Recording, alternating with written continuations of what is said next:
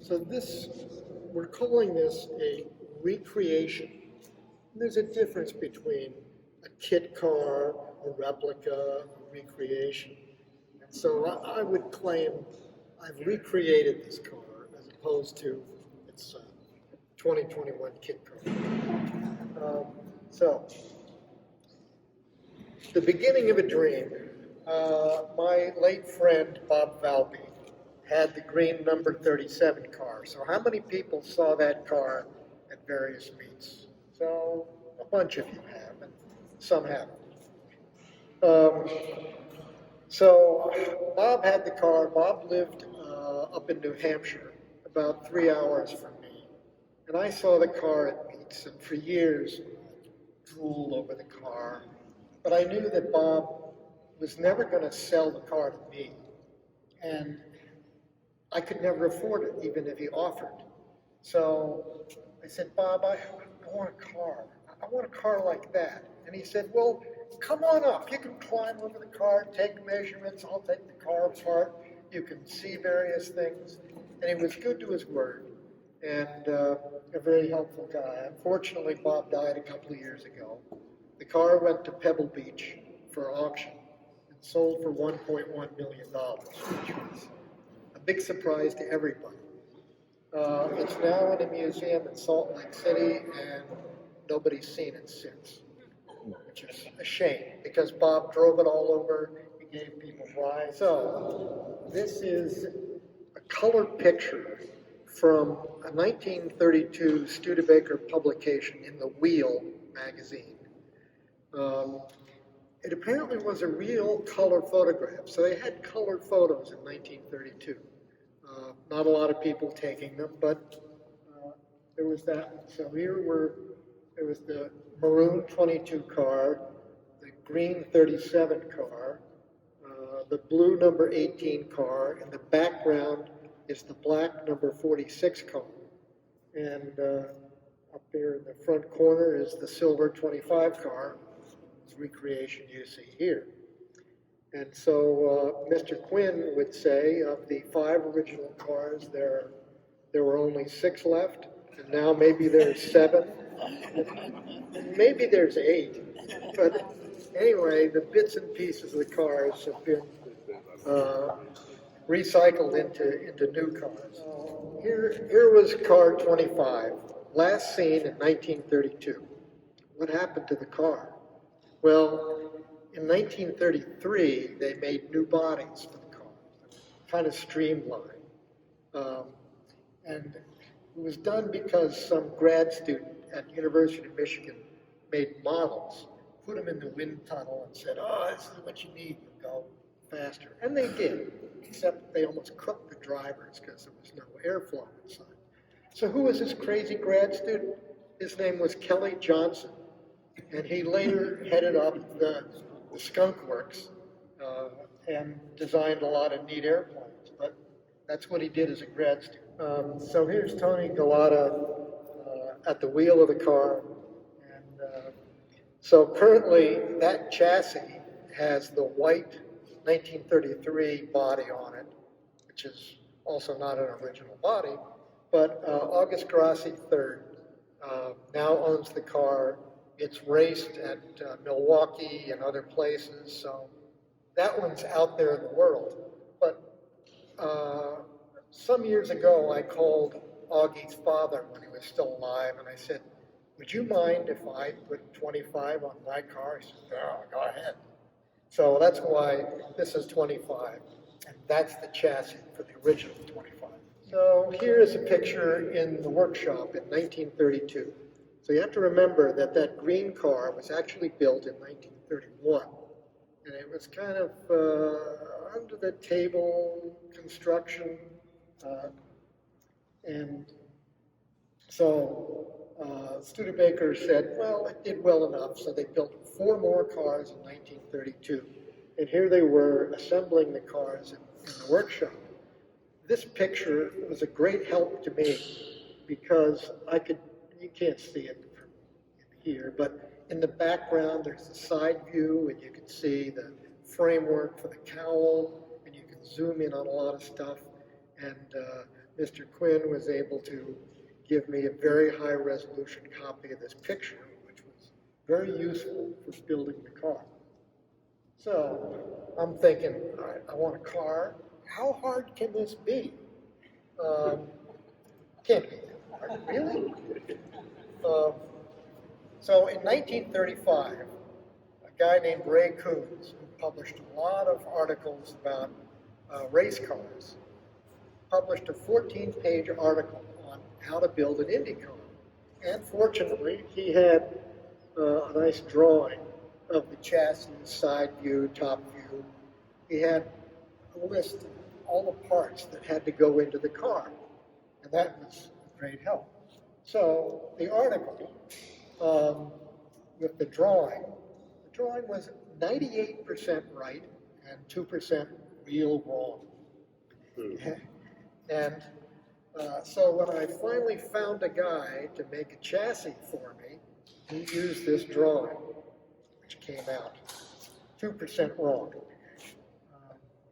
I found an article in Car and Driver magazine that said this guy, Charlie Glick, in Paris, Illinois, had built a chassis for a recreation of the Buick Schaefer 8 car from 1932.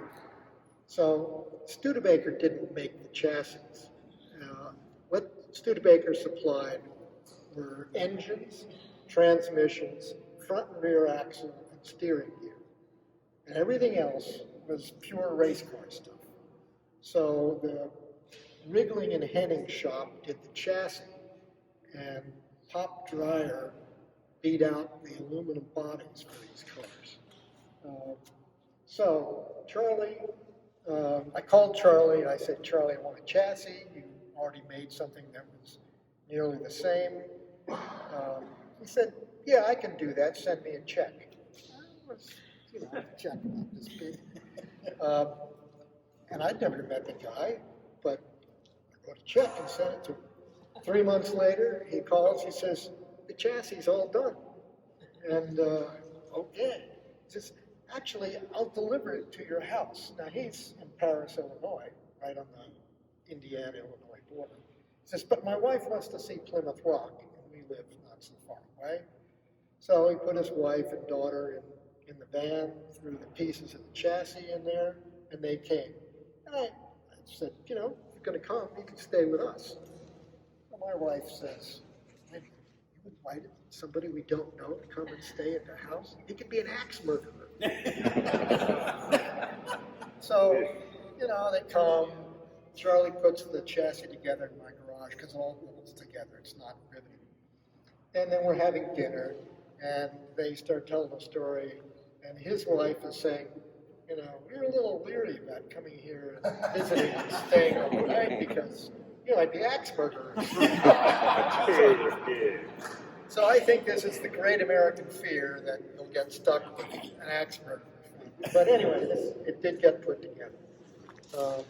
But it was just the frame rails and the cross bars, and not even all of them.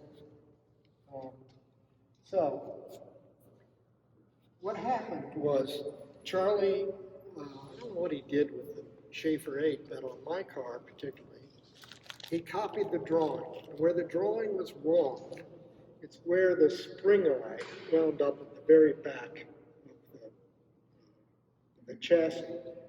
And it was 7 inches too low. The car would have sat like that. So I gritted my teeth, I sawed the frame rails, took out a pie-shaped piece and kicked up the back 7 inches and then welded it back together with some reinforcing pieces of metal. And so you can see just barely see the pie cut that I took out of there. So finding the parts. I had this list, it was in the magazine article. I needed a front axle. So Bob Valpy had some scrap cars hanging out. There was a 1929 President front axle rusting in the field. I got that. Came from a wood-wheeled 29 President E, I think. And then on eBay, I saw they were trying to sell some 28 GB Commander. And that had exactly the right axle with the 331 ratio. And all the other cars from that era, they all had 4s or 5s for their rear axle ratio, so this was 331. And when the cars actually raced, the factory put 309 gears in, because they could go 140 miles an hour. And then what else we had here? Found some gauges on eBay from the 32, and then I bought a radiator shell to make that radiator shell out of. So between eBay and just stuff online and calling people, I was able to collect the mechanical parts. Now, this is another picture that Dick Wynn was kind enough to share, high resolution version. When they raced in 31, 32, 33, they were using the big President engine, the 337 cubic inch engine. But they were also developing a version of the 250 cubic inch straight eight, I think because they knew they weren't going to keep making the big engine. But they never went racing because they went into receivership in 1933, and there weren't any cars racing in 34. So they built a bunch of these engines, and then when they didn't race, they sold them for $750 a piece. But the picture on the left is actually one of the cars from 1933 with the 250 engine in it. So we know that the factory did the experiments. The other thing was that at Indy, there were some non-factory cars that raced. And one of them was the Art Rose Special, which had the 250 engine in it, mounted for front-wheel drive. And I think he finished third, ahead of all of the factory cars with the bigger engine. So there's plenty of power available, even in the 250 engine. I started looking for engines, and Jerry Kurtz said, I got 2 engines sitting in my garage that I got from Ford Stecker. And you may have seen Ford's humpback 37 truck. So I bought both of those engines from Jerry, and came with an aluminum cylinder head and some other parts, but not really a generator, a starter, a distributor, and other bits. So I had these 2 blocks. So help arrives. Mike Cleary, who lives out in Carpinteria, California, has the blue number 18 car. And maybe, I'm trying to remember what year he actually got the body for number 18. But it was put up for sale, and Mike's father had been a marketing guy for Studebaker back in the 30s. So there was some DNA in Mike's blood. Mike said, I want one of those Indy cars. So this guy, Chuck Schwab, in Chicago, had 3 Indy Car bodies in his garage. Yeah, louder? Okay. So he had 3 of these bodies in the garage. And so Mike Cleary went and bought this 32 body. The 33 body went to a guy out in California, where for the last 40 years he's been trying to build a car. But it's almost complete. And several people have seen it, including Rex Miltenberger and Peter Gillespie. So the body is there, he's got a chassis, wheels, engine, but it doesn't run yet. I don't know what's going to happen to that, but you can keep your eyes open in case you want a 1933 Indy car. Anyway, I got hold of Mike. Mike said, sure, I'd be glad to help. Here's some information. The other thing was that that green 37 car um, had been restored in the late 70s, early 80s by Stan Smith Jr. and his father, Stan Smith Sr. And uh, they'd gotten together with Mike because they each had not quite a car. And they went to STP in Florida and measured up the 22 car when it was down there. And these guys were engineers, and they made these really neat drawings of all the parts. So Stan Smith Jr. sent me copies of all these drawings and documents that he had, and so it helped to define the shape of the body.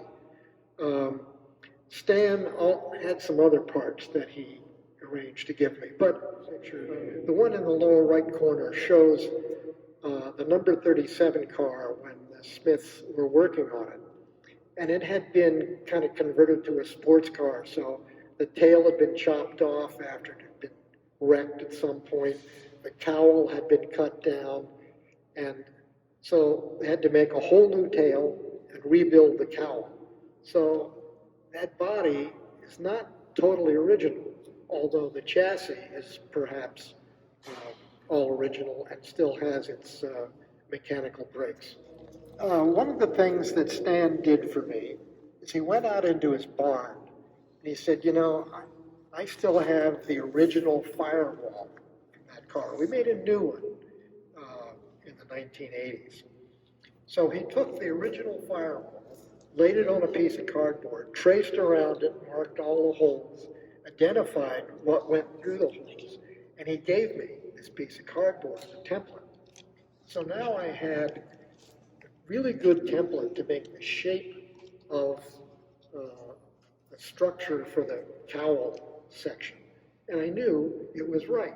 When I made the pieces of metal, sort of 1-inch angle iron, to go around the firewall, I knew that was exactly the right shape. The other thing Stan had was a wooden body buck that they put together to make a new tail section. The seating area was still okay, but they had to really make the whole tapered tail. So I got that wooden body buck from him, and it wasn't quite right, but it was enough to give me the length and the width and most of the shape. So I've got that available if somebody wants it, but it wasn't really enough to make the tail. But you can just see the outlines of some of these drawings that were made by Stan Smith. And so they wrote all the dimensions in there. This was great to copy. In the upper left were some dimensions for how long were the springs and how much arch was there. So using those, and then I went to Bob Valpy's car and I took my micrometer and I measured the thickness of each of the leaps on the springs and had Eaton Detroit make up springs with bronze bushings with spiral grooves for grease. And then I had a bunch of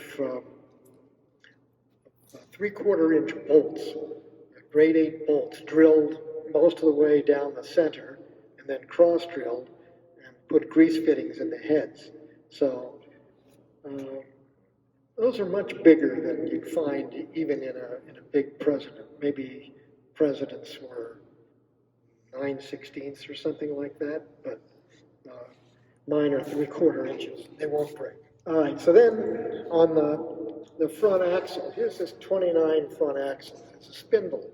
There were wood wheels on that car. So I called up Andy Beckman and said, I'd like to get drawings of the axle and the spindles, and there were a bunch of other drawings that I bought over the years. So they pulled the drawings so I could get the dimensions down to, ten thousandths of an inch. So I knew exactly what the spindles were. And now I had to have the same bearings to go on, and I needed hubs in order to hold the wheels. So knockoff wire wheels, they have these are 72 millimeter size, which is the largest bearing you can put into the hub.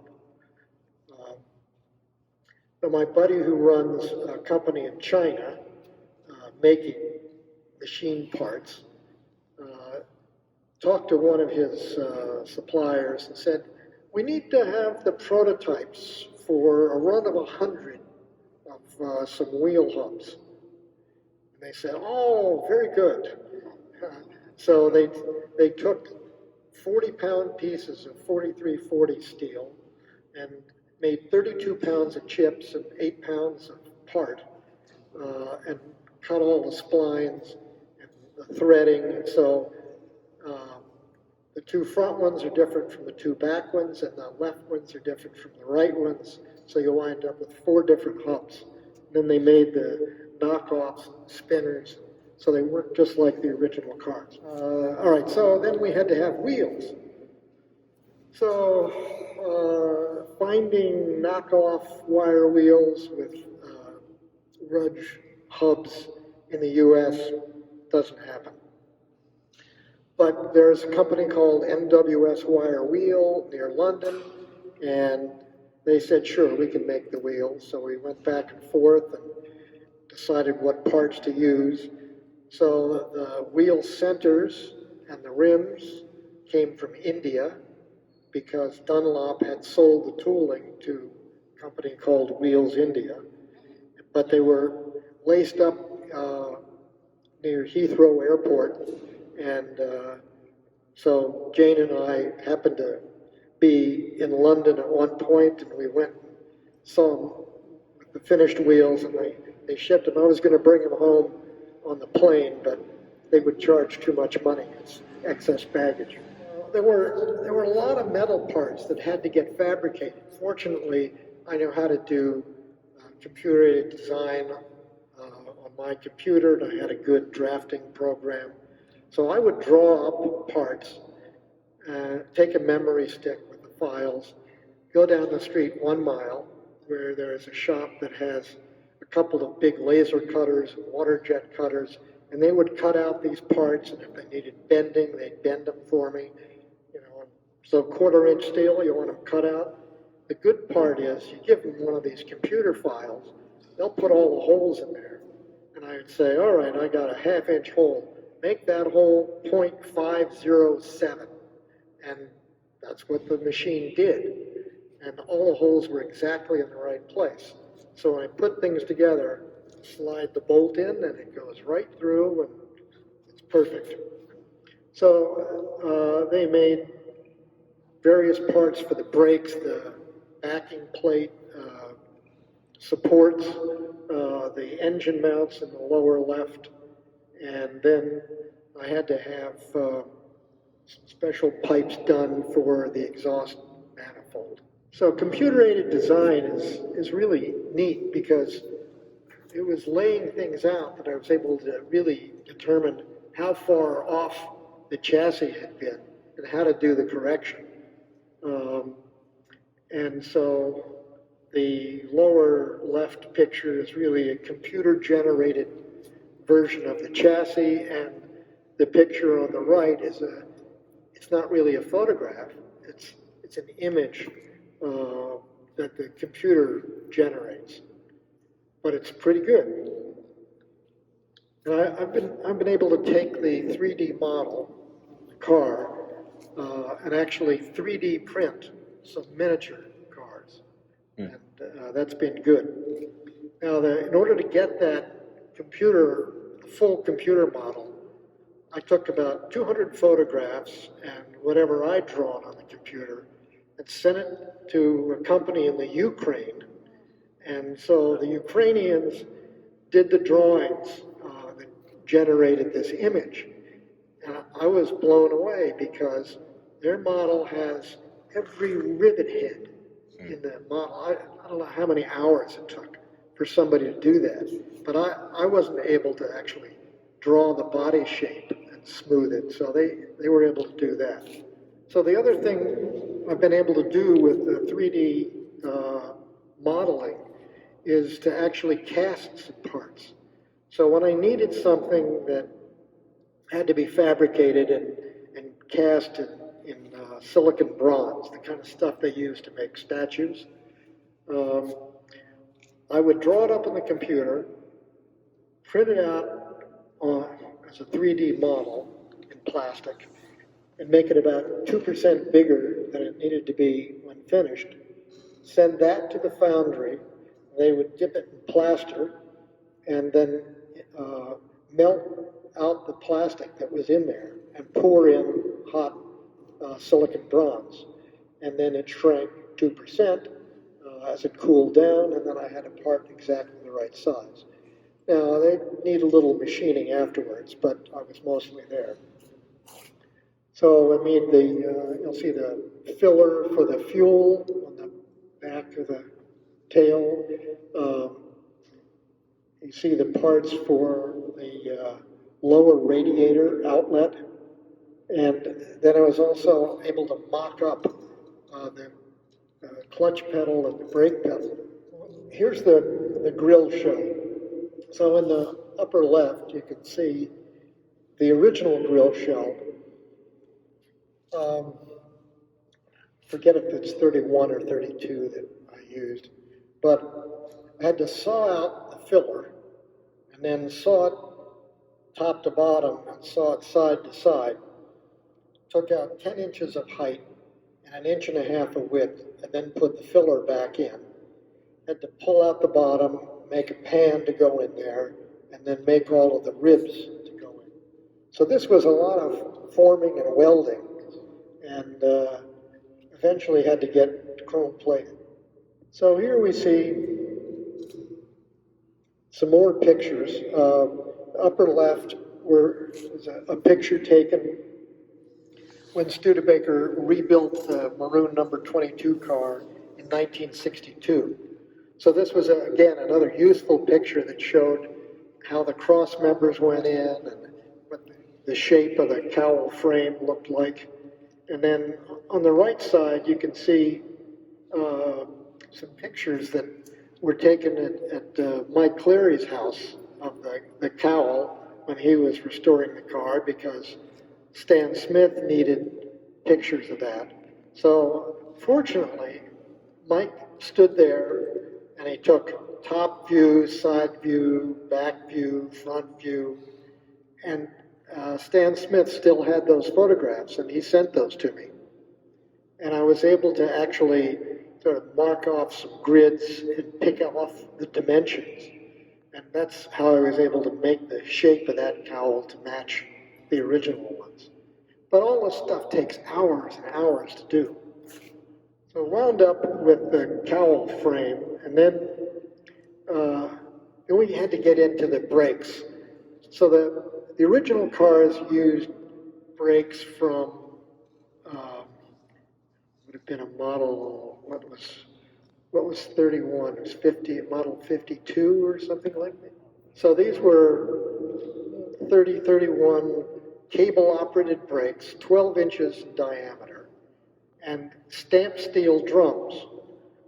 And so those drums, if you stepped hard on the brakes a couple of times, they weren't cylinders anymore, they became bell-shaped. They didn't work very well. So in fact, both Bob Valpy and Mike Cleary and August Grassi, they've all gone to Buick drums because they're 12 inches in diameter and 2 inches wide. So I cheated a little bit. I used the 67 Buick Riviera version of those Buick drums. They're aluminum with iron liners. So some people say, oh, that's not authentic. No, it's not, but the car will stop.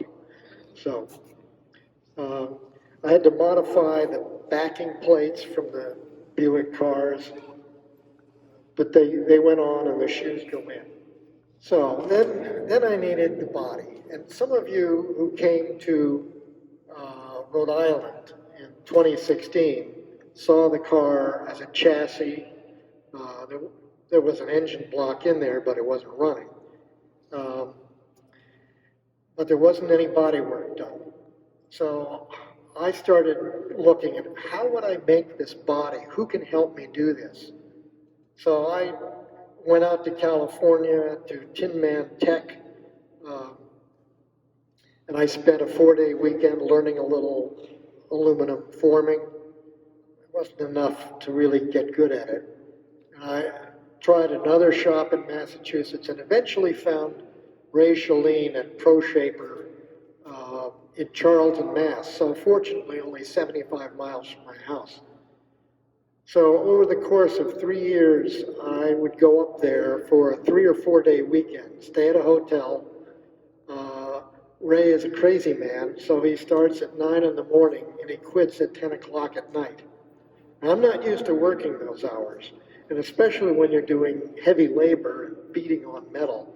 But Ray taught me how to hammer aluminum, and he tried to teach me to weld aluminum. But in the end, Ray welded all the seams in that car. And then we would grind the welds down and run them through the planishing hammer and the English wheel. And so after 3 years of this, and maybe close to 25 weekends at Ray's shop, we finally wound up with the bodywork done. Question, sir? Yes. When you welded, was it MIG welded or TIG? It's TIG. Yeah, so this is 3003 half-hard aluminum, TIG welded with 1100 wire, which is very soft, and then you can hammer down the welds. And as I learned, if you actually planish those welds, the body moves sideways a little bit. So it comes out flat and smooth, but the dimensions change. So there are things you learn the hard way, but you can make up for a lot of that stuff. But, literally, there were oak stumps there with hollows in it, and you'd lay the metal on the stump and beat it with a big mallet. You can stretch it, shrink it, and even Don Simmons said to me one time, "You can't shrink metal." But Ray said, "You got to think about the metal as pizza dough. You can pinch it together, and that's what you do when you're working with this metal, and you want to form it into a shape. If you just try and stretch it, it's going to get thin. So you got to add some shrinking in order to bring the metal together, and then it gets a little thicker. But that's what happens. And so you kind of make a ruffle. So you can pull the metal up, make a ruffle, then you start at the end of the ruffle and hammer it down, and the metal just flows together like pizza dough. And then you got to put it in the English wheel, wheel it, get it smooth, maybe sand it a little bit. The thing that you need is you need a form for the shape. And traditionally, what you might have seen is a wooden body buck. So people would take plywood and they'd make various stations and then lengthwise pieces. And that would give you a form with a shape. But Ray said, those wooden forms aren't any good because when you hammer out the metal and then lay it on the form, you can't get behind it. You can't see how close it fits. So with forms made from 1/4-inch wire and maybe on 4-inch or 6-inch spaces, you put the metal you're working with on top of the wire form, and then you can look on the underside and you can put a feeler gauge and see how much gap you've got. And you want to reduce that gap down to 0. And I'd beat on the stuff and shrink it and stretch it, and Ray would say, it's not good enough. I can get my feeler gauge in there, go back and do it some more. So just hours and hours. And of course, what happens is you do a little stretching and shrinking, and then you got to wheel it smooth. And then Ray says, well, it's not good enough.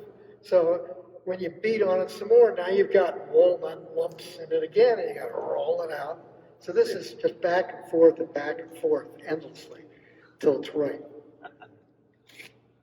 So eventually you get multiple pieces. So the tail is made up of 10 pieces of aluminum and the cowl is 6. Um, and you put them on the form and lay one piece over the other and draw a line, and then you trim them so they fit exactly. And the test was if I took a dollar bill and put it in the gap, is it a tight fit or a loose fit? So that's a few thousandths of an inch to make those. Then you weld and things shrink. And so all of the weld stuff, it pools up and shrinks the metal. So now you have to roll it out, stretch it again. So that's why it took 3 years. So we got the rest of the body to make the hood panels on the top. Those are pretty simple. In fact, those were formed up just by taking a piece of pipe about 6 inches in diameter, lay the metal on there and lean on it. What Ray would call a belly bend. Lean on it. But you can do that. You can make some pretty accurate stuff. All this is handwork. What else we got here? So the complicated parts are really where you see the hood bulge, to take the smooth piece of metal and then form a separate bulge and cut a hole and bring the parts up, because you don't want to weld right in the bottom of the joint. You want to have the weld up where you can get the grinder on it and the hammer and the dolly. The seats were very complicated to make. Fortunately, Mike Cleary sent me a whole bunch of pictures. He pulled the upholstery out of his car and took pictures, so that helped me. And so the tail was really complicated, trying to figure out, all right, which pieces we're going to weld together first, and getting that last weld on the tail where it comes together as a sharp V. That was a tough one to do. So the engine we built, as I said, I had these 2 engine blocks, and we kind of looked at them and decided that one was really better than the other. So I put the engine in my trailer, and we drove the 400 miles down to Jerry Kurtz's house near York, PA, and Jerry spent the better part of a year building the engine. Then we went down and picked it up. Unfortunately, Jerry has really succumbed to Alzheimer's. He's just not able to communicate at all. And it's very sad, because I wanted him to be able to see this car and see the engine. And those of you that heard it run know that it makes a lot of good noises. Jerry was a fantastic machinist. He lightened the flywheel. The rods went out for shot peening. We got art bolts for the rods and the head. He had the aluminum head pressure checked and crack checked. So a lot of work got done to put the engine back together again. So the carburetors, all those original engines had 4 carburetors on these special little cast aluminum elbows. So again, my buddy who does stuff in China sent him the drawings, and he had them cast and machined in China. And he's a car guy. He has lots of cars, an old airplane. So he would stand there and say, no, that's not right. You got to remake that. So in the end, I think I got 50 of those intake parts. So if anybody needs a set for putting 4 carburetors on your 250 cubic inch straight 8, I can fix you up. But we also had to make the various little link arms. And after the talk, I'll open the engine compartment. You can see all that stuff. So all these little arms. And then it turned out that the arms needed to go onto the throttle shafts, and the shafts weren't long enough, so I had to make new throttle shafts out of 1/4-inch brass rod and cut slots for the throttle plates. And I'm not a good machinist, but they work. Okay, wiring and plumbing. The original cars had magnetos driven off the front cam gear. They added a third gear, modified the cover. The magneto was by the side of the block. And the wires ran from the magneto to the spark plugs. That was the only wiring in the car. There wasn't a generator, there wasn't a starter, there wasn't a battery. And they would bring up a starter with an extended shaft, poke it through the front of the car, that hole in the radiator. They'd engage the crankshaft and start the engine that way. And I think they learned pretty quickly on that there were times if the engine stalled, they'd have to go get the starter and the battery. But this wasn't a good thing. So later on, they put starters in. And if you look at the number 22 car at the museum, you'll see the plug right below the driver's side where they could bring up a battery and plug it in. But I want to be able to drive the car on the road. So you see headlights, tail lights, brake lights, turn signal, horn, electric fuel pump. The original cars didn't have fans. You didn't need a fan if you're going 100 miles an hour. And there isn't room for the fan blades underneath the radiator hose. So I have an electric fan and a big battery because the fan takes more output than the generator can really handle with lights and fan and. So if I got to drive the car at night, and I don't think I'm going to do that much, I needed a battery big enough to let it run for an hour or two, with mostly the fan running on the battery. So the wiring, hopefully you can't see very much of it, but it's all up underneath the dashboard. And then I laced all the wires together because it looked like a big rat's nest. Where are the cars today? Where are they? Yeah, in the upper left is the blue number 18 car. That's Mike Cleary's car. He races it at Laguna Seca. He takes it to car shows. He gives me rides. He gives other people rides. That car is out there, and it's being used as it ought to be. So the number 37 car, that was Bob Valpy's. He did drive it, and he did have it in events, and he took people for rides. Now it's in this John Price Museum in Salt Lake City, and I don't think they even started. So somebody please buy that car and drive it again. The number 46 car is the black replica.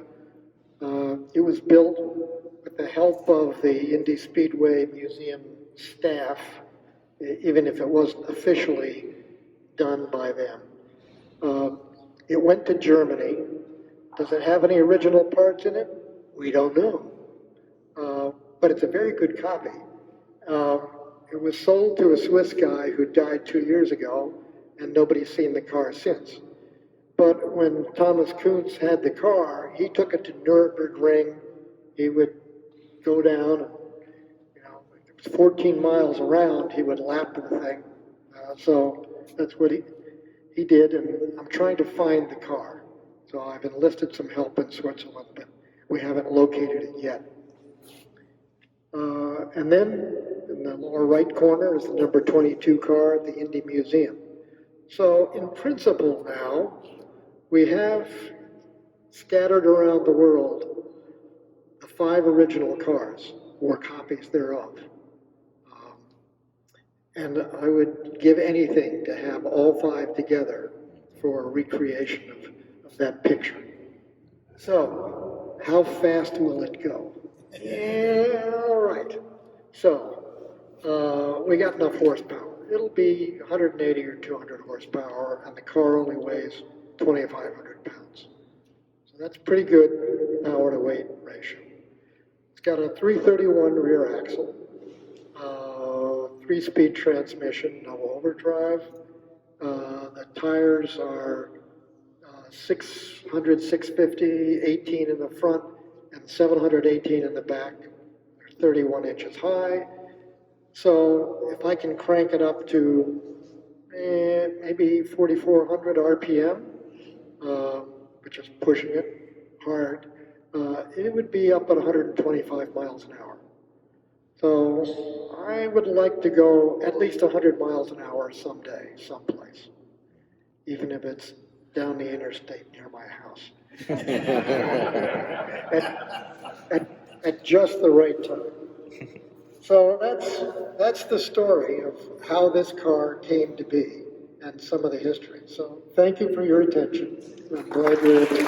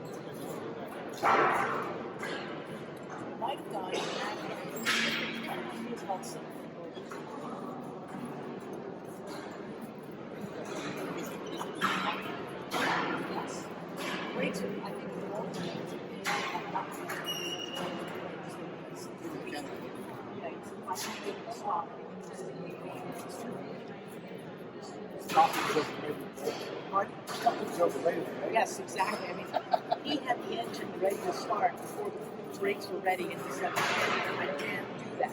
I'm testing the engine, but there's no way I'm doing anything with the car until the brakes work. Too much time to tear up something like that. Well, literally, I learned. And then he came home one day and he said, what happened to the car? I have to look at the car.